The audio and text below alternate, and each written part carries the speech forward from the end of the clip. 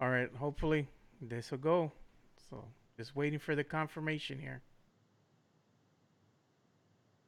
All right, well, we're live. So we're here bringing you another episode of the Spurs Takeover with my good friends Wesley Perkins and Jonas Clark. So, fellas, this game was an nail biter. The Spurs looked like they were going to get run out of the building from the get go. They started off the first quarter shooting 2 of 9. Didn't get much better. They had a drought. Then they went 3 for 9, shooting 30% from the field goal range from the very start of the game in the first quarter. They just came out cold. They couldn't hit a shot to save their lives, and it looked like all hope was lost. But they managed to start putting a little run in there, and they came back and made a game of it and closed the gap by halftime. And lo and behold, third quarter comes and they go ahead and take the lead. They looks like they're going to be in command in the fourth, and Spurs crapped the bed. They got cute. They got a little lackadaisical. They took their foot off the throttle, and Damian Lillard almost beat us single-handedly. So that was the game in a nutshell. But let's go ahead and start with you, Wesley. I know that you're chomping at the bit to jump in here. What were your Yeah, observations in tonight's game? yeah. I guess uneven would be the best way to describe it, right? I mean, is at times you saw finally some breakouts. You saw the Spurs kind of play, team ball and get each other involved. You saw really good contributions tonight out of Derrick White coming off the bench, and really you have to give a lot of credit to the bench guys tonight because the starters were just poor in every capacity. Even Dejounte, who had some good moments tonight, his 7 points wasn't his normal output, and turned the ball over and drew the ire of Pop a few times. But yeah, I mean, at times it looked really great, and at times, at the end of games, we've seen this kind of play out with the Spurs before. They don't quite know how to close out games. They get too comfortable with isolating and trying to do one-on-one things, and that's not going to win you a lot of ball games. And unfortunately, when you're playing a superstar like Lillard, and good Lord, he can just light up in a second. And it kind of reminded me, guys, a little bit of the Tracy McGrady in like 20 seconds where he beat the Spurs. I thought that was coming there for a few minutes, and thank goodness they got the stops down the stretch, and more importantly, that Lillard finally started to miss a little bit. Yeah, that he did. And I think that's what really helped the Spurs in the long run is that Damian Lillard kind of did miss, and that was unlike him. We're expecting fully for him to go ahead and tie the game. He had several chances at a wide open three, and then at the end of regulation, the ball with 1.2, the ball went all the way in, touched Yep. every part of the rim, and then just bounced out. So I'm gonna attribute that to maybe some ghost in the AT&T Center that kind of punched the ball out. So it is Halloween, getting near Halloween. So that's my story. I'm sticking to it. So, what was your observation, Jonas? I mean, what do you think happened? And you were saying you were texting me earlier, and you told me what's up with the Spurs. Kind of like they kind of took their foot off the throttle a little bit.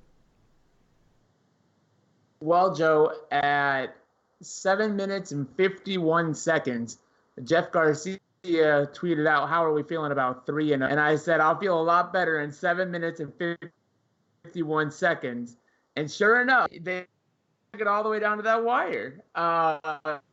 We came out cold, and I think that one of the things to really know is we can't rely on DeJounte Murray to keep the pace. You just can't. When he's off the floor, the team looks flat, and when he's out there, the team looks great, and they look aggressive, and they look like every single bit of the today's contender they can be.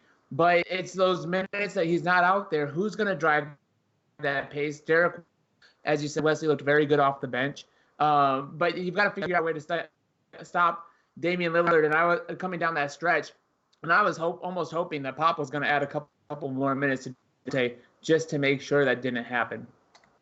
Yeah, one of the things with the Spurs tonight is I think who was it? One of you guys coined that phrase, the people's MVP. And I think that was quite fitting for Derrick White. He was a people's MVP tonight because he single-handedly kept the Spurs in this game. He had a couple stretches down in the fourth quarter with, I think it was with the 2 or 3 minutes left, in the game where he actually came up big and he was clutch. And if it wasn't for him giving us some much needed offense, this could have easily swung the other way because the Spurs just couldn't seem to get things going offensively within the 2 to 3 minute mark of the fourth quarter. And I attribute that to, because they gave the Portland Trailblazers life. Their defense got much better, and the Spurs, they weren't the aggressors that they once were in the first half of the game. Even in the third quarter, I thought they were very aggressive going to the rim, and they kind of took their foot off the gas, and they kind of stopped doing that, stood around, settled for jump shots, got a little cute. And that type of play against these upper echelon teams in the West isn't going to cut it on every single night. You got to play to the best of your abilities, and you can't take your foot off the gas.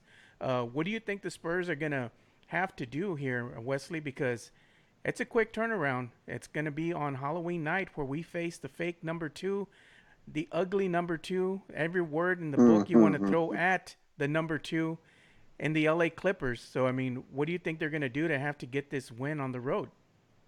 Well, let's just put it this way: if they don't play for the full 48, they're going to get blown out. The Clippers are too good on the defensive side of the ball for just giving the ball away. And to me, that's been the theme of these 3 games, is that when you see the Spurs gain some momentum, they're taking care of the ball, they're sharing, they're getting each other involved. And then the problems that we've seen in these 3 games, and again early season.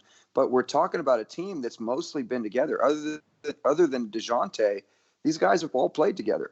So it's kind of concerning to me that there's a lot of turnovers going on, and just at inopportune times. I know it was pretty documented the first couple of games, the high volume of turnovers. But tonight it was just kind of like lackluster stuff here, offensive foul there, ill-advised, at times driving to the basket where 2 or 3 guys are waiting. And that's the kind of stuff that the Clippers are just going to thrive off of. There's no doubt about it. I think that you hit it on the head there, Joe, when you talked about the upper echelon of the West. You cannot play 2 quarters and then have a quarter and a half where you kind of play subpar and expect to compete in the Western Conference. And we know, I mean, it's a new season, but it's yet to be seen what's going to happen on the road, because we know what the road held or didn't hold for the Spurs last year. Yeah, I just want to give a quick shout out to Doris. She's watching. So was Alex Davila. What's up, Alex? Rafa Morales, Jason Garcia. Thank you all for watching. Shout out to you, Frank Ramirez. He's always supporting us and been watching since day one. So big shout out to him. I'm going to read some comments here. Rafa Morales says, DeJounte can't do much, because of minute restrictions, but what a game, go Spurs go. It was exciting, but it shouldn't even have come to that, Jason Garcia says, trade for a big man. We need Adams from OKC. I think that's a pipe dream right now, because the OKC City Thunder are playing pretty well. Look what they did to the Warriors the other day. I think with the half, it was like 70-35, something like that. It was ridiculous. Jason says, DeRozan not getting any love from the refs with driving to the rim. It is what it is on that regards, Poor calling by the refs is something I think we've all grown accustomed to, and we can't get used to the refs bailing us out, nor can we go ahead and count on them to make the calls that will go our way, which is something that we did see in this fourth quarter with the waning minutes of the fourth quarter and the seconds going by. Some of those calls were quite questionable. I'm going to be honest, but it's part of the game, for better or for worse.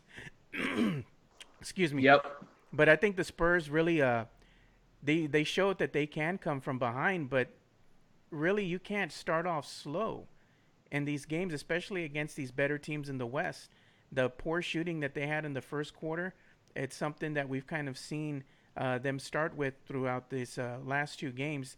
They kind of grew a little cold, then they got hot. They started, coming into their own. But moving forward, you can't start off the way you did tonight on the road against the Clippers and fully expect to win the game when you go down by 19 points. That's just not going to happen. So they need to play better. There's a lot of things that they still need to work on, one of them being transition defense. But I'm going to go ahead and go to you, Jonas. What do you think about the Spurs defense so far and these first 3 games? I think that just like most other things with the Spurs, they've been kind of up and down. I think that forcing 10 turnovers against the Blazers was a good. That's positive. It's a very good thing. Except for when you turn around and you're turning over the ball 18 times. You can't really do that, right? So the good and bad, back and forth. Look at the perimeter defense. I think really up for the Spurs down the stretch. They came out. Trailblazers hit 5 for 5 right out of the gate. Dame Lillard couldn't be stopped, and that really stepped up. And at that point, that crawled our way back in. You're exerting a lot of energy when you first allow yourself to get down, and then you have to turn it back on and play a little extra hard to climb back from 19, and then allow a team to come back 19, and then you have to fight there at the end just to keep it all going. The defense is looking better. You're seeing guys shift on, shift off. There's still a little bit of mental errors down, especially down in the post, with mismatches that I know the guys on TV, Bill Land and Sean Elliott, were talking about all night. Just little mental things yet to get that system down. But the defense is looking good, really good, especially in today's NBA. You're holding teams to 110 under. That's kind of the new standard. Yeah, it's kind of an enigma here because the Spurs, with DeJounte back in the lineup, I believe that they were ranked as the second best offensive team in the NBA 3 games into the season, which is saying something. Looks like the Spurs offense is going to be very potent this season.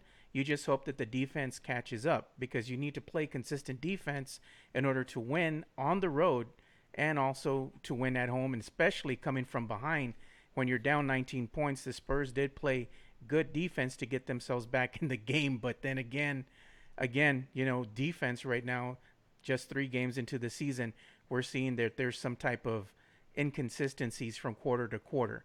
Unfortunately, we don't want to see this rear its ugly head in the fourth quarter anymore. We want to see them take care of business. Wesley, what did you see? Well, Joe, go ahead. Yeah, let me tell you guys this, and I this may go off the tilt for a second, but sure. I kind of feel like they Pop is smart. He's going to do what he knows best. He's going to continue to tweak things, but to me, there's a fundamental problem with the Spurs starting lineup.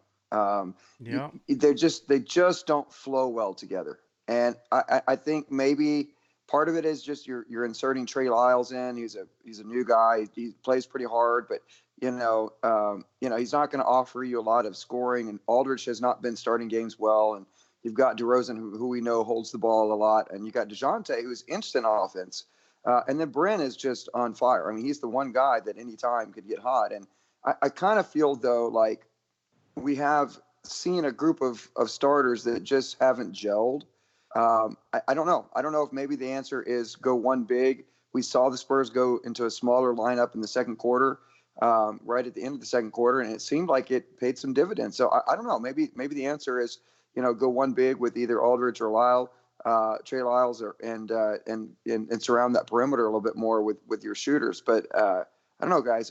It just feels like the starting lineup just does not have a consistent flow of playing with one another. What do y'all think about that?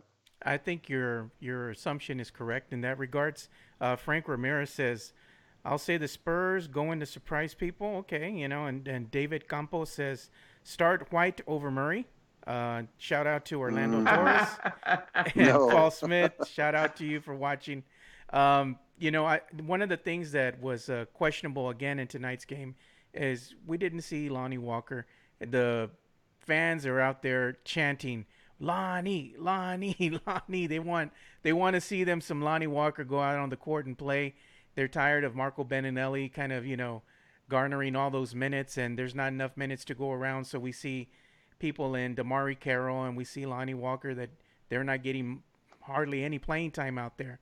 But I think there's a reason behind it. I think Damari Carroll right now, he's just insurance in case something does happen. Lonnie Walker, I think what's happening right now is that Pop is choosing to go with some of the veterans early on in the season. As the season does progress, I think he's going to go ahead and give more minutes to Lonnie. He's just trying to have this Spurs team form some type of identity because it is only 3 games in the season, and there's a lot of lineup changes that I think are still going to occur. And we'll see that happen, especially on the road. Pop likes to experiment sometimes because he'll give some players rest and then he'll insert some that have not seen some playing time, such as Lonnie Walker. What are your assumptions here, Jonas, about that lineup? Well, I think, Joe, that one of the really big things with Lonnie is, and I think it was Sean Elliott touching on this towards the end of the broadcast, is when you know, 15 points, that's a good time to bring him in. I don't understand maybe why Pop didn't want to. You provide an extra spark. You get some fresh blood out there to, again, help push that pace because you can't back off the throttle. And I know all these guys are playing some minutes, and DeJounte is obviously getting his rest, but you've got to be able to keep pushing it. And I'm all for bringing him in, but if it's going to come down and it's going to be a close game, obviously you don't want a young guy out there. But that time to start working him into the off. When you have a lead like 10, 15 points, you're feeling a little bit comfortable. You don't know when you're going to need him at some point this season. If somebody tweaks a knee or if somebody's feeling just a little tired on one night fatigue, this is that time to get it going. It's only the third game. We should be a little bit more patient. But I like the approach to the DeJounte, and I think that we can give maybe older guys, DeMar DeRozan, a little bit more rest if you bring out a Lonnie Walker. Yeah, we'll just have to see what happens. Again, it's early in the season. We're only 3 games in the season. I think Pop is just going with the veteran lineup for now. I fully expect him at some point, probably within the next couple games, to start inserting, Lonnie, giving him some more minutes, start dialing back Marco Beninelli's minutes a little bit. Marco did get hot, and he's like a streaky shooter from, as we all know, he can get hot and just go off for like two or three 3-pointers in a row, or, his off balance shots going to the rim. It's an art form, and he is an artiste at that. But you'd like to see his minutes go to one of the younger players, and only time will tell. As I'm saying, you got to be patient. Spurs fans are ready to riot. Spurs Twitter's ready to burn it all to the ground because they want them some Lonnie Walker. I understand, guys. I understand. You want some Lonnie Walker, but you got to be patient. I believe he will get his minutes. Let's just see what happens. So expectations. Give the people what they want. Yes, give them what they want. Come on. So expectations moving forward. What do you fully expect to see of this San Antonio Spurs team as they hit the road here? Do you think we're going to see them, pretty much with the same type of product, or you think they're going to start cleaning some of these things up that have plagued them for the first 3 games? We'll start with you, Wesley. I think it'll clean up some. My concern really goes forward here. I mean, they're playing a Clippers team that already seems like they're in midseason form coming up on Halloween, and I mean that's going to be a daunting task. I still feel like Joe and Jonas. I feel like the Spurs team, much like it did last year. And again, Jonas, you're right. Only 3 games in, but it feels a lot like this team plays down to or up to its level of competition. It doesn't have its own consistency of like, what can the Spurs do that is the consistent thing? What is their staple thing at this point? What can they do better than anybody else that they can call upon when the game comes down to the clutch? And to me, that's still the problem is, you're going to go against these superstars, and we talk about these duos now that are present all across the NBA, and you're going to see that soon enough in these games coming up. So the Spurs, with whether it's DeRozan, whether it's Aldridge, whether it's DeJounte, they got to have people that are ready to close the game out when it's time. And Jonas and Joe, you both said it. They can't have lulls, and I think you're going to see some improvement there. I think they're going to take some lumps though on the road as they start heading out west. Yep, I agree with you on that in that regard. We'll go ahead and start closing off with you, Jonas. What do you think the Spurs are going to do on the road? Do you think they're going to clean up some of this lingering effects from what's going on in the regular season? Transpiring from preseason play, they still look a little rusty out there. Do you think they're going to be able to clean some of these things up and start looking more like the Spurs on the defensive front? Well, I think they will. we all saw the look that Pop gave DeJounte when he tried to get a little aggressive with that behind the back move that turned into a turnover, and Pop gave DeJounte that just that nod, and DeJounte reckoned, they had that nonverbal communication that understood, I probably shouldn't do that, and Pop, DeJounte gave him that look, and Pop, nodded right back and said, you were wrong there, but. To answer your question, Wesley, what can the Spurs do? Ball movement. That's the one thing that is going to save the Spurs against these great. When the Spurs were hot tonight, that's why they got hot. It was the extra pass. Patty Mills does not hit that shot if Rudy Gay does not make that extra pass and goes up for it himself. You saw it all throughout the night, just that ball movement. And if we can keep that going, as far as scoring, it can be any guy's night on any given night. I think that Derrick had a great showing this evening. DeJounte, not quite so much. DeMar DeRozan is really stepping it up now. We don't need LMA to put up 25 points every night to win this year like we did last year. So I think that when you have that and you can just move the ball around and there's that trust, they're moving great with the ball and without the ball in their hands. That's what the key is going to be. Right now, if you go over to the Clippers, the Hornets are playing them really close right now. It's 57-54 at halftime in LA. So you think about that.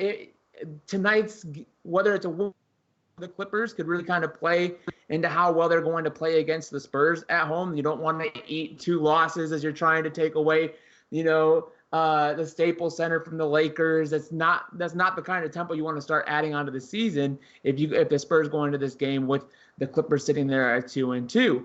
I think that the Warriors are a beatable team. They're obviously just a shell of what they were before. I think that they have to refine a little bit of chemistry. You're missing Klay Thompson, a huge piece, but if it was the three of those guys, I think you still have a title contender, but you can't take out, one of Steph, Klay, and Draymond Green. That's just missing too many pieces there. So I think we can take the Warriors. Clippers, let me see tonight's score. I want to know how they're going to approach the game. If they come in off of a win and they're riding a little bit high, we might be able to steal one. With that extra energy that the Spurs tend to play against Kawhi with. I hate the Deuce, but come on. I don't know, man. The Deuce is going to try to just murder the Spurs. You know this. Know this. He's going to try, but he tried last year. And we hung it. We beat him the first time when he came to town on January 3rd. And then we went up to Toronto. And if DeMar DeRozan doesn't turn the ball over there at the end of the game and Claw goes down there for an easy layup, we end up winning at Toronto when we sweep the series against him. So I think that the team gets that little extra energy. This year you have DeJounte Murray, who does wear that on his shoulder. He wears that on his sleeve like that weird tattoo. And he rolls with it, man. I think he cleaned up that weird tattoo, that Ninja Turtle tattoo.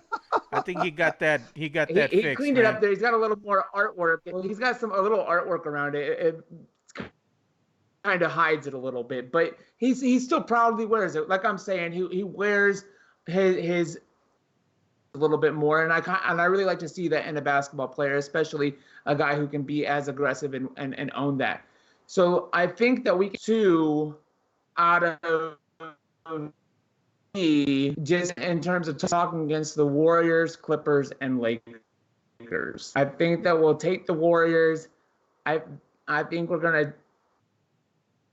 I still want to wait till we see the end of tonight's action. Oh my God!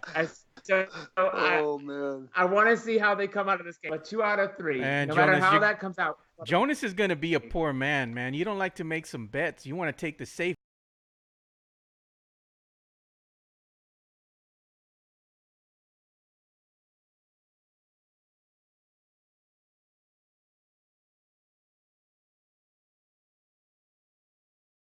Audio real quick. Well, there we I go. got to tell you this, though. The problem really isn't, I don't know if it's really what the Clippers do or don't do tonight. It's just the fact that team is so deep on the defensive end. There's just so many monsters. They come in, they don't let you give they don't give you an inch of room to do anything and operate. So, what's really impressive is they're doing all that, with Paul George really not being out there at all. So, I don't know. It's going to be interesting to see, to say the least. Yeah, no, I was saying that Jonas is making the safe bets. He's out there playing the penny slots in Vegas. I said, you ain't gonna Do we make still got you there, Joe? yeah, man. I said you ain't gonna be making I think no we lost drinking Joe. money. Oh, did you, man? I'm still here. Well, Wesley, are we taking over here? I guess we are. So, on another note, do they beat the? I know you said that you think they'll beat the Warriors. They beat the Lakers. I kind of have a different take. I think maybe they beat the Warriors. I really do feel they'll do that. I think that they maybe might drop to the Lakers. And I know you're going to freak out when I say this, but I think they might actually have a shot against the Clippers. Although I don't want to say much because I'm kind of superstitious about the whole thing. But I think they drop to the Lakers, if anything. If they win 2 out of 3, I think they drop the Lakers game. I don't know. Well, and yeah, I mean, right to your point. That's why I'm thinking that depending on how the Clippers' action tonight ends, whether they're coming off of a loss or off of a win, is how they'll, either get up a little bit more for the action with the Spurs, or they'll kind of just keep riding that win streak and go right into it. It can go either way. It really.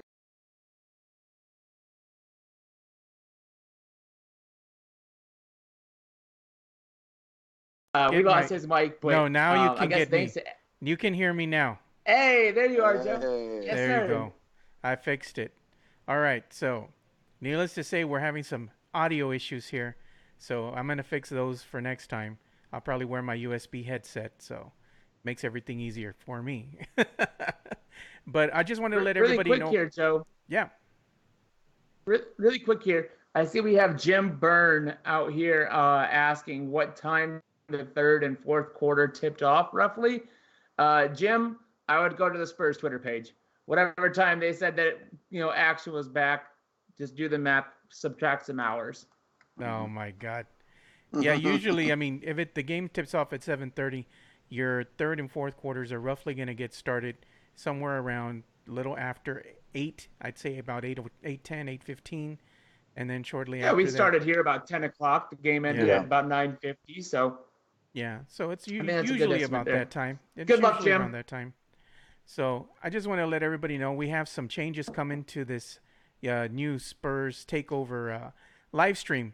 We are fully integrated now with Discord. So that's something that's down with the kids right now. And if you all want to go ahead and join us up, you can go ahead and check us out on our Two Shots Podcast, website, twoshots.podcast.com. And we actually have some of the live feeds from the chat there, so you can go ahead and join in on the conversation on Discord. And also, we're streaming live video, so if you all are at work and you can't just join us for the live video because it might eat up your data plan, just go to the website, click on the little media button there, the little play button. It says live streaming audio, and you can hear the full audio of this live stream without any video. And we even have the chat window there, so you can go ahead and join in and chat with us as well, and we'll read your comments and interact with you guys on air. So I just want to let everybody know about all the new toys that we're going to be rolling out. And there's some other stuff that I have in the pipe as well that we're going to be rolling out here too. And we're not just going to be doing live stream. We're going to do live streaming audio, but we're going to do a different take on it. So it's going to be very interactive and something new to watch for. So before we end this live stream, where can they interact with you, Wesley, on social media? Yeah, you look me up at Twitter on @WesleyPerk. I'm really that's my Spurs page. I'm not even going to talk about Texas Tech because they're just trash. But lots of stuff. Astros, my goodness, the last time we were on, they were getting just blown out, and they've won 3 straight. So it's an exciting time. It's a great time for sports, and just love to talk stuff. And we'll even hit up a little bit of band, as that's what I do for a living too. So we'll talk a little more band and sports. Hey, you got to put in the Texas Longhorns too. They lost to TCU, and OU lost as well, I believe, to Kansas. So it was not a good week or good day on Saturday for some of these Texas college football teams. So Big 12 flexing its muscles, huh? Yeah, I was like, didn't look too good out there. But where can they go ahead and interact with you, Jonas, on social media? Really, it's just on Twitter at JarkClonis, JarkClonas. I think you should go ahead and change your little avatar there that they have on Twitter, your profile pic, to the Bigfoot, bro. Just do it like you do on Skype, man.